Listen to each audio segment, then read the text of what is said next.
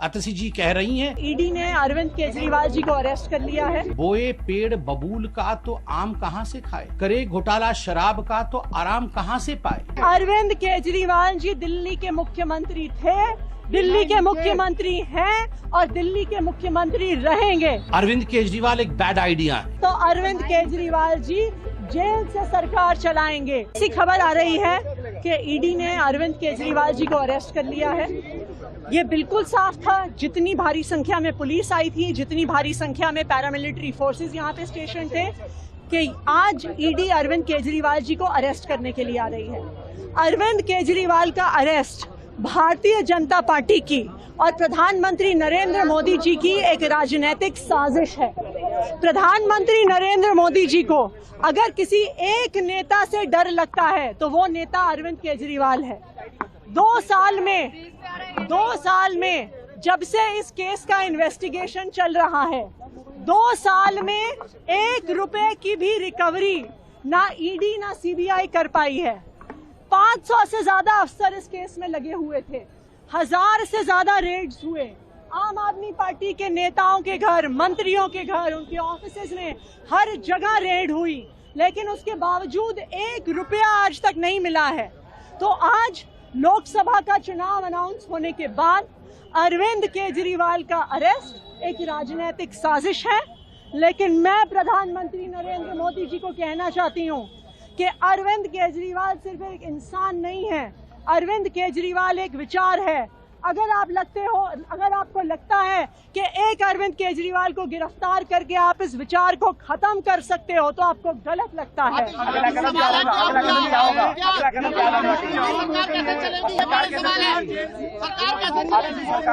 अरविंद केजरीवाल जी दिल्ली के मुख्यमंत्री थे, दिल्ली के मुख्यमंत्री हैं और दिल्ली के मुख्यमंत्री रहेंगे।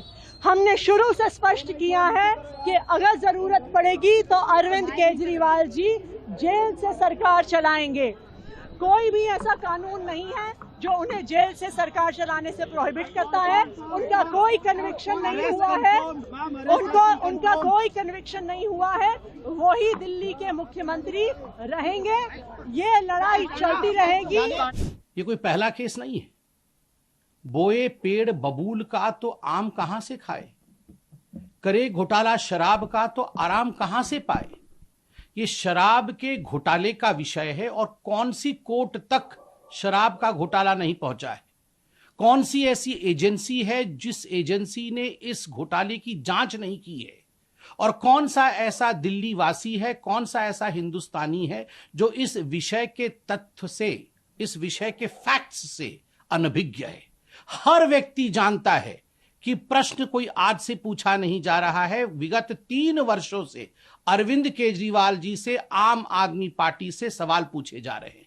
सवाल नंबर 1, अगर आपकी एक्साइज पॉलिसी इतनी अच्छी थी जैसा कि आप बता रहे थे, तो आपने एक्साइज पॉलिसी को क्यों रद्द किया, क्यों उसे रद्द किया गया, इसका जवाब आज तक नहीं मिला।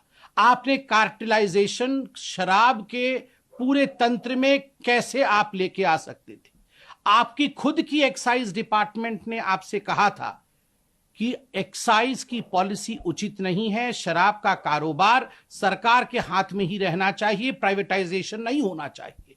आपने उसे रद्दी के टोकरी में क्यों फेंका। खुद के सरकार के बड़े विभाग द्वारा दिया हुआ जो एडवाइस था उसे क्यों नहीं माना। ब्लैक लिस्टेड कंपनी को आगे बढ़ा करके अपने यारों को, अपने दोस्तों को ठेका देने का काम क्यों किया। 14 महीने से मनीष सिसोदिया इसी विषय में जेल की सलाखों के पीछे हैं। कोई ऐसा कोर्ट हिंदुस्तान में बाकी नहीं है जहां आम आदमी पार्टी और अरविंद केजरीवाल जी ने जाके झूठ का पुलिंदा फैलाने की कोशिश नहीं की हो। मगर उसके बावजूद किसी कोर्ट से मनीष सिसोदिया को रिलीफ नहीं मिला। संजय सिंह बड़े बड़े भाषण दे रहे थे, जेल के अंदर हैं, आज भी उन्हें रिलीफ नहीं मिला है। तथ्यों के आधार पर काम करती है कोर्ट, तथ्यों के आधार पर काम करते हैं ये जो जांच एजेंसी है। ये गेट के बाहर, घर के सामने बड़े बड़े वचन से, ड्रामा से कुछ नहीं होता है। अतसी जी कह रही हैं अरविंद केजरीवाल एक व्यक्ति नहीं है, वो एक आइडिया है। Then I should say he is a bad idea. Arvind Kejriwal एक बैड